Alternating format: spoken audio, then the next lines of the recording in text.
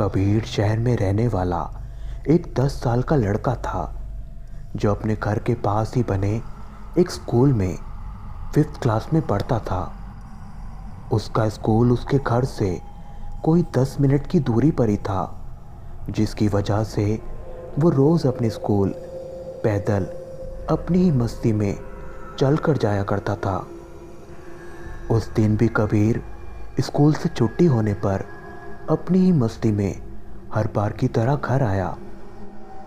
कबीर जैसे ही घर पहुंचा तो उसकी मम्मी घर का सारा सामान कार्टूनों में पैक कर रही थी। ये देखकर कबीर ने अपनी मम्मी से उसकी वजह पूछी तो उसकी मम्मी ने उसे बताया कि उसके पापा का ट्रांसफ़र एक गांव में हो गया है और उन सबको कल ही यहाँ से जाना है। कबीर ने अपनी मम्मी से पूछा, वैसे मम्मी, पापा का ट्रांसफ़र कौन से गांव में हुआ है और गांव कैसे होते हैं? कबीर की मम्मी ने उससे कहा,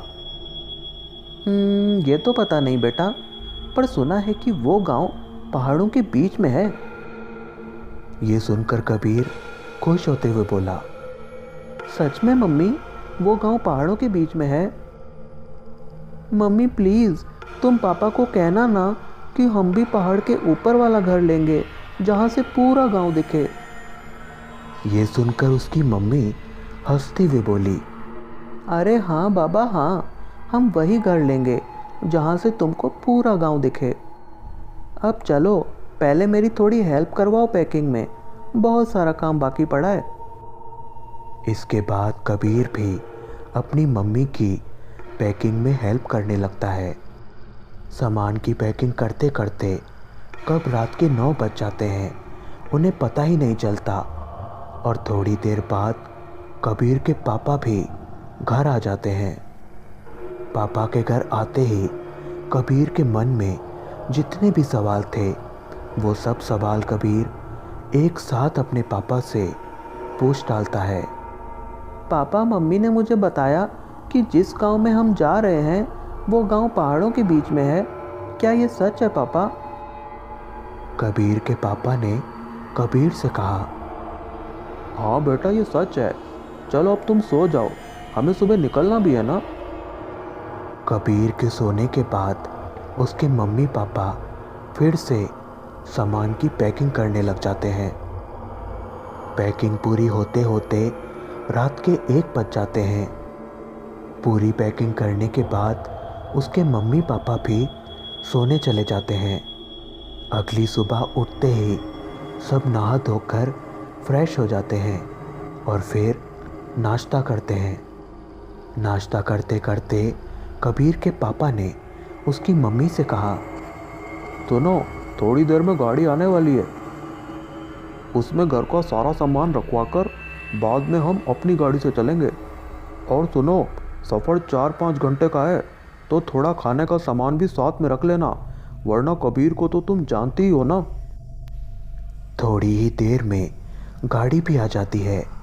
गाड़ी के आते ही कबीर के पापा घर का पूरा सामान गाड़ी में रखवा देते हैं और सामान की गाड़ी के पीछे पीछे वो भी अपनी गाड़ी से उस गांव की ओर चल पड़ते हैं। हालांकि जिस गांव में उन्हें जाना था वो गांव उनके शहर से कोई 4 या 5 घंटे की दूरी पर ही था, लेकिन उस गांव का रास्ता इतना ख़राब था कि उनको गांव पहुंचने में पूरे 6 घंटे लग जाते हैं। गांव पहुंचकर कबीर ने देखा कि पहाड़ के सबसे ऊपर वाला घर उन्हीं का था। वो मकान दिखने में भले ही थोड़ा पुराना था, पर फिर भी वो मकान बहुत सुंदर दिख रहा था। उस घर के आसपास का नज़ारा देखने लायक था। घर की बालकनी से पूरा गांव दिखाई देता था। उनकी गाड़ी जैसे ही उस घर के आगे रुकती है, वैसे ही कबीर जल्दी से गाड़ी से उतरता है और घर के अंदर भाग जाता है। कबीर को खुश देखकर उसके पापा ने उसकी मम्मी से कहा, लगता है कबीर को यह घर सच में बहुत पसंद आया है। देखो कितना खुश लग रहा है। कबीर के पापा ने गांव आने से पहले ही उस घर की पूरी साफ सफाई करवा दी थी। बस उनको वहां पहुंचकर सामान ही सेट करना था। उस मकान पर पहुंचकर कबीर पूरे खाली मकान में दौड़ दौड़ कर खेलने लग जाता है और उसके मम्मी पापा घर का सारा सामान सेट करने लगते हैं। और देखते ही देखते शाम तक सारा सामान सेट भी हो जाता है। शाम होते ही कबीर अपने पापा से कहता है, पापा चलो ना, हम बाज़ार घूम कर आते हैं, साथ में आइसक्रीम भी लेकर आएंगे। कबीर के पापा भी उसकी बात झट से मान जाते हैं और फिर वो दोनों बाज़ार घूमने चले जाते हैं। गांव के उस घर में अब कबीर की मम्मी अकेली ही थी। वो किचन में रात का खाना पका रही थी। तभी अचानक से कबीर की मम्मी को उस पूरे घर में एक अजीब सी बदबू आने लगती है। कबीर की मम्मी को समझ में नहीं आता कि अचानक ये बदबू कहाँ से आने लग गई। तभी अचानक उसे बाहर से कुछ गिरने की आवाज़ आती है। आवाज़ सुनकर उसकी मम्मी बाहर आती है तो वो देखती है कि उन्होंने दीवार पर जो सीनरी लगाई थी वो अपने आप नीचे गिरकर टूट गई है। ये देखकर कबीर की मम्मी खुद से ही बड़बड़ाने लगी, इनको तो दीवार में कील भी ढंग से लगानी नहीं आती, एक काम ढंग से नहीं होता इनसे, मेरी इतनी प्यारी सीनरी टूट गई। कबीर की मम्मी बड़बड़ाते हुए झाड़ू से ज़मीन पर गिरे सीनरी के टुकड़े उठाने लगती है कि कहीं कबीर के पाँव में कांच न लग जाए। अभी वो सीनरी के टुकड़े उठा ही रही थी कि तभी उसे रसोई में से भी कुछ गिरने की आवाज़ आई। उसने भागकर अंदर जाकर देखा तो रसोई में दूध का पतीला नीचे गिरा हुआ था। यह देखकर कबीर की मम्मी फिर से बड़बड़ाने लगी, अब इसको क्या हो गया, ये कैसे नीचे गिर गया। तभी उसने देखा कि किचन की खिड़की जो बाहर की तरफ खुलती थी वहाँ एक डरावनी सी काली बिल्ली बैठी है। उस काली बिल्ली को देखकर कबीर की मम्मी थोड़ा डर जाती है। उस बिल्ली को देखकर उनको कुछ अच्छा नहीं लगता। इतने में कबीर और उसके पापा मार्केट से आइसक्रीम लेकर आ जाते हैं और कबीर की मम्मी सब कुछ भूलकर काम में लग जाती है। जब रात होती है तो वो सब उस नए घर में एक साथ बैठकर डिनर करते हैं। डिनर करने के बाद वो आइसक्रीम खाते हुए कुछ देर बातें करते हैं और फिर सो जाते हैं। लेकिन आधी रात के 2 बजे कबीर की मम्मी की आंख अचानक खुल जाती है, जैसे किसी ने उन्हें झकझोर कर उठा दिया हो। कबीर की मम्मी हड़बड़ाकर उठ बैठती है। वो अपने पास देखती है तो कबीर और उसके पापा गहरी नींद में सोए हुए थे। लेकिन उसे कमरे में उनके अलावा किसी और के होने का एहसास भी होता है। उसे ऐसा लगता है जैसे कोई उस कमरे के अंधेरे में खड़ा होकर उसे देख रहा है, जैसे कोई उसके पास ही खड़ा हो। लेकिन वो इसे नज़रअंदाज करके फिर से सो जाती है। अब जैसे जैसे दिन गुजरते हैं वैसे वैसे उसके साथ रोज़ कुछ अजीब घटनाएं होने लगती हैं। एक दिन ऐसे ही कबीर अपनी मम्मी से कहता है, मम्मी अभी आप मेरे रूम में आई थी, वो भी काली साड़ी पहनकर। कबीर की मम्मी ने हैरान होते हुए उससे कहा, पर बेटा मैं तो तुम्हारे रूम में आई ही नहीं, मैं तो कब से किचन में ही काम कर रही हूँ और मेरे पास तो काले रंग की कोई साड़ी है ही नहीं, फिर तुमने किसे रूम में देख लिया, ज़रूर तुम्हें कोई वहम हुआ है बेटा। वो कबीर से ये कह तो रही थी लेकिन अब अंदर से वो भी थोड़ा डर गई थी और वो डर उसके चेहरे पर साफ नज़र आ रहा था। कबीर तो इस बात को सिर्फ वहम मानकर नज़रअंदाज कर देता है, पर उसकी मम्मी को कहीं ना कहीं इसमें सच नज़र आने लगता है, क्योंकि उसकी मम्मी को भी इतने दिन से अपने आसपास अक्सर किसी के होने का एहसास हो रहा था। इसी तरह कुछ दिन और गुजर जाते हैं और अब तो वो औरत कबीर को बार बार दिखाई देती है। अब कबीर कभी अचानक से चीखता तो कभी शांत होकर एक कोने में बैठकर बड़बड़ाने लगता। उसके व्यवहार में दिनों दिन परिवर्तन आने लगा। अपने बेटे कबीर को ऐसे उदास देखकर उसके पापा उसे बाजार घुमाने ले जाते हैं। वहाँ वो कबीर को उसकी फेवरेट आइसक्रीम खिलाते हैं और एक रिमोट वाला हेलीकॉप्टर भी दिलाते हैं, क्योंकि उसके पापा को ऐसा लग रहा था कि वो शायद नई जगह पर डर गया है, इसलिए ऐसा व्यवहार कर रहा है। लेकिन वो नहीं जानते थे कि कबीर के साथ तो सच में ऐसा हो रहा था और ये बात सिर्फ उसकी मम्मी समझती थी। ऐसे ही कुछ दिन और गुजर जाते हैं, लेकिन कबीर के व्यवहार में कोई अंतर नहीं आता।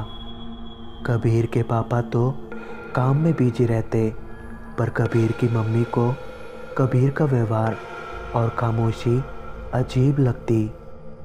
एक रात ऐसे ही बारिश का मौसम था और बाहर से बिजलियां कड़कने की आवाज़ आ रही थी। कबीर अपने रूम में सोया हुआ था और उसके मम्मी पापा भी अपने रूम में सो रहे थे। तभी अचानक उन्हें कबीर के ज़ोर से चिल्लाने की आवाज़ सुनाई देती है। मम्मी! आवाज़ सुनकर उसके मम्मी पापा भागकर उसके रूम में आते हैं तो वो देखते हैं कि कबीर एक कोने में डरा सहमा सा बैठा था और थोड़ी ही दूरी पर उसका वो रिमोट वाला हेलीकॉप्टर भी टूटा हुआ पड़ा था, जो उसके पापा ने उसे थोड़े दिन पहले ही दिलाया था। कबीर अपने मम्मी पापा को देखकर उनके गले लग जाता है और कहता है, मम्मी पापा, वो अभी फिर से यहाँ आई थी। उसके हाथ में एक चाकू भी था जिस पर खून लगा हुआ था। उसने मेरा हेलीकॉप्टर भी तोड़ दिया मम्मी। वो मुझे बोल कर गई है कि वो मुझे अपने साथ ले जाएगी। उसके मम्मी पापा उसे समझाते हैं, ऐसा कुछ नहीं है बेटा, हम हैं ना तेरे पास, कोई तुझे नहीं ले जाएगा, कोई है ही नहीं यहाँ पर। और वो अपने बेटे को समझाकर अपने साथ अपने रूम में ही ले जाते हैं। कबीर डर के मारे अपनी मम्मी से ही लिपटा रहता है, लेकिन कबीर के पापा अभी भी इसे कबीर का वहम ही मान रहे थे। जब उसकी मम्मी उन्हें समझाने की कोशिश करती है तो वो कहते हैं, अरे ये भूत वूत कुछ नहीं होता, कबीर ने शायद अंधेरे में कुछ और देख लिया होगा और उसे वहम हुआ होगा। ज़रूर उसने टीवी में कुछ ऐसा देखा होगा, तभी उसे ऐसे ख्याल आ रहे होंगे और वो हेलीकॉप्टर भी नीचे गिरकर टूट गया होगा। अब तुम तो जानती हो, ये अपने सारे खिलौने बिस्तर पर लेकर सोता है, तो नींद में इसी का पैर लगकर नीचे गिर गया होगा तो टूट गया। देखो ऐसा करते हैं, कल हम इसे किसी अच्छे डॉक्टर के पास ले जाएंगे। इसके बाद वो तीनों सो जाते हैं। अगले दिन सुबह कबीर के मम्मी पापा उसे डॉक्टर के पास ले जाने के लिए तैयार होते हैं। इधर कबीर के पापा थे कि वो कुछ समझ ही नहीं रहे थे और उधर कबीर की डर के मारे हालत ख़राब थी। कबीर अभी भी कहीं खोया हुआ और डरा हुआ था। जरा सी आवाज़ से भी वो डर रहा था। कबीर के पापा को भी ये थोड़ा अजीब लग रहा था। फिर वो लोग कबीर को डॉक्टर के पास ले जाते हैं। कबीर को चेक करने के बाद डॉक्टर कहता है, देखिए, घबराने की कोई बात नहीं है। आपका बच्चा बिल्कुल ठीक है, बस थोड़ा डरा हुआ है। शायद गांव का माहौल और घर इसको पसंद नहीं आया। मैंने दवाई लिख दी है, आप इसे दे देना, ठीक हो जाएगा। घर लौटते वक्त कबीर के पापा ने कबीर का मूड ठीक करने के लिए कहा, चलो आज हम सब मूवी देखने चलते हैं, और मूवी देखने के बाद कबीर की फेवरेट आइसक्रीम भी खाएंगे। फिर वो तीनों गांव से शहर मूवी देखने चले गए। मूवी देखने के बाद उन्होंने कबीर की फेवरेट आइसक्रीम भी खाई। घर लौटते वक्त कबीर की मम्मी ने उसके पापा से कहा, सुनिए, मुझे घर के लिए थोड़ा सामान लेना है, तो आप गांव में किसी जनरल स्टोर पर गाड़ी रोक लेना। कबीर के पापा ने कहा, ठीक है, रोक दूंगा, और वहाँ से कबीर के लिए ढेर सारी चॉकलेट्स भी लेंगे। कबीर के पापा उसका मन लगाने की लगातार कोशिश कर रहे थे, और अब कबीर थोड़ा खुश भी था। ऐसे ही बातें करते करते वो लोग थोड़ी देर में फिर से उस गांव पहुंच जाते हैं। गांव पहुंचकर वो लोग अपनी गाड़ी गांव की एक पुरानी किराने की दुकान पर रोकते हैं। किराने की दुकान का मालिक गांव का एक बूढ़ा सा आदमी था, जिसे सब लोग राशन वाले काका कहकर बुलाते थे। जब कबीर और उसके मम्मी पापा उस काका की दुकान से सामान लेने लगे तो उस काका ने उनसे पूछा, बाबूजी, लगता है गांव में नए आए हैं। कौन से मकान में आए हैं? कबीर के पापा ने जवाब दिया, जी काका, हम कुछ दिन पहले ही गांव में आए हैं। मेरा तबादला इस गांव में हुआ है। वो पहाड़ी के ऊपर जो घर है ना, वही हमने किराए पर लिया है। इतना सुनते ही राशन वाले काका के चेहरे का रंग ही उड़ गया। वो हकलाते हुए से बोले, क्या पहाड़ के ऊपर वाले घर में? कबीर के पापा ने कहा, हाँ काका, क्यों, क्या हुआ? आपके चेहरे का रंग क्यों उड़ गया? राशन वाले काका ने कुछ जवाब नहीं दिया और कांपते हाथों से फटाफट सामान पैक करके उन्हें दे दिया। जब वो लोग लौटने लगे तो काका ने सिर्फ इतना ही कहा, वो घर सही नहीं है बेटा, तुम अपना ख्याल रखना। जब उन्होंने काका से वजह पूछी तो उन्होंने कुछ नहीं बताया। फिर वो सामान लेकर अपने घर को आ जाते हैं। लेकिन आज कबीर की मम्मी के साथ साथ उसके पापा को भी ये बात कुछ अजीब लगी। जब रात हुई और वो लोग सोने लगे तो कबीर ने अपनी मम्मी से कहा, मम्मी, आज मुझे आपके साथ ही सोना है। मुझे अकेले सोने में डर लगता है। उसने बोला था कि वो फिर से आएगी। उसकी मम्मी ने कहा, ओके बेटा, मेरे पास ही सो जाओ। कबीर और उसकी मम्मी कमरे में सो रहे थे और उसके पापा अभी बाहर ही थे। वो अपने ऑफिस का कुछ काम कर रहे थे। थोड़ी देर में जब कबीर सो गया तो उसकी मम्मी उसे सुलाकर बाहर उसके पापा के पास आ जाती है। वहाँ कबीर अंदर रूम में अकेला सो रहा था। तभी उसे एहसास होता है जैसे बेड के नीचे से एक हाथ निकलकर उसकी चादर खींच रहा है। कबीर ने उठकर बाहर भागने की कोशिश की, लेकिन बहुत कोशिशों के बाद भी वो बिल्कुल भी हिलडुल नहीं पा रहा था। तभी उसे महसूस होता है जैसे कोई उसकी गर्दन पर हाथ फेर रहा हो। वो अपनी पूरी ताकत से चिल्लाने की कोशिश करता है, पर उसके मुंह से बिल्कुल भी आवाज़ नहीं निकल पा रही थी। तभी उसे कमरे में पर्दे के पीछे वही औरत खड़ी दिखाई देती है। आज वो औरत और भी ज़्यादा डरावनी लग रही थी। उसके बाल बिखरे हुए थे और चेहरे पर चोट के निशान भी थे। आँखों का काजल पूरे चेहरे पर फैला हुआ था। उसके एक हाथ में चाकू था जो खून से सना हुआ था। वो अपना भयानक सा चेहरा कबीर के मुंह के पास लाकर बोली, बस अमावस की रात का इंतजार करो, फिर तुम्हें कोई नहीं बचा सकता बच्चे। कबीर उसकी बातें सुनकर कांपने लगा। तभी कबीर के मम्मी पापा कमरे में आ जाते हैं। उन्होंने देखा कि कबीर पसीने से लथपथ बिस्तर पर पड़ा छटपटा रहा था। कबीर की मम्मी कबीर को उठाती है। कबीर के पापा ने कबीर से पूछा, क्या हुआ बेटा, तुमने कोई बुरा सपना देखा है क्या? कबीर डरते डरते अपने पापा को बताता है, नहीं पापा, ये कोई सपना नहीं था, वो यहाँ आई थी। वो मुझे बोलकर भी गई है कि अमावस की रात को मुझे मार डालेगी पापा। कबीर बार बार बस यही बात बोल रहा था। अपने बेटे की ऐसी हालत देखकर कबीर की मम्मी ने उसके पापा से कहा, आप देख रहे हैं ना इसकी हालत, ये कोई बीमारी नहीं है, ज़रूर हमारे बेटे पर किसी बुरी आत्मा का साया है, इसलिए मैं कह रही हूँ हमें किसी बाबा के पास जाना चाहिए। अभी कबीर की मम्मी अपनी बात पूरी भी नहीं कर पाई थी। तभी कबीर फिर से बोला, मम्मी वो अभी भी यहीं है, वो पर्दे के पीछे खड़ी है और हमें देखकर हंस रही है।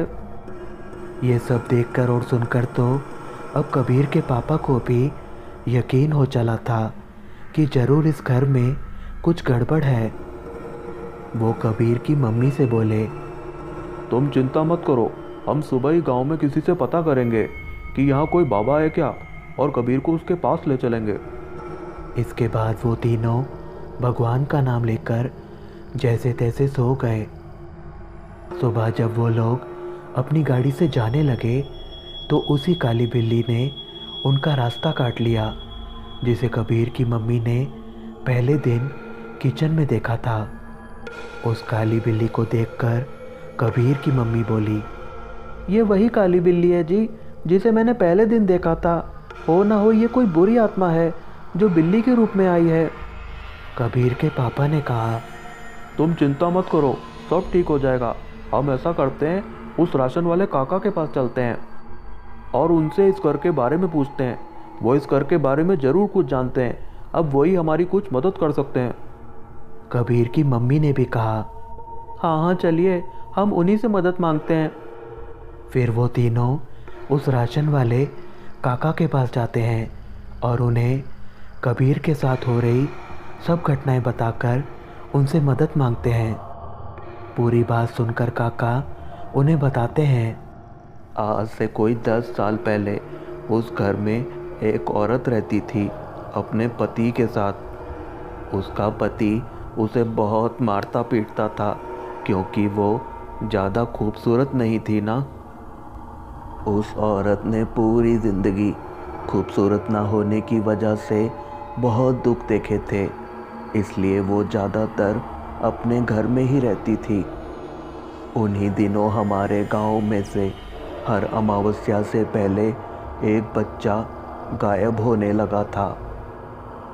जिसका भी बच्चा गायब होता वो उसे ढूंढने की बहुत कोशिश करते, लेकिन कोई भी बच्चा फिर कभी नहीं मिलता। इसलिए गांव वालों ने रात को गांव में पहरा देना शुरू कर दिया।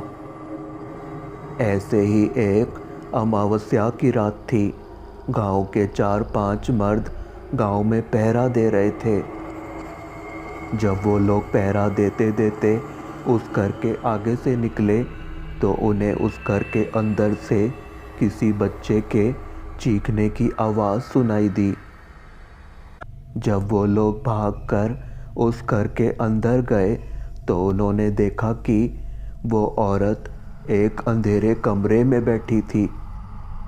उस कमरे में जगह जगह मोमबत्तियां जल रही थीं। वो औरत ज़मीन पर बैठकर कोई काला जादू कर रही थी। उसके बाल बिखरे हुए थे और उसके सामने एक बच्चा लेटा हुआ था जिसके चारों ओर सिंदूर से रेखा बनी हुई थी। वो औरत उस बच्चे पर काला जादू करके उसकी बलि दे रही थी। तभी उन आदमियों ने उस औरत को पकड़ लिया और उस बच्चे को छुड़ा लिया। लेकिन वो औरत पूरी डाकन बन चुकी थी।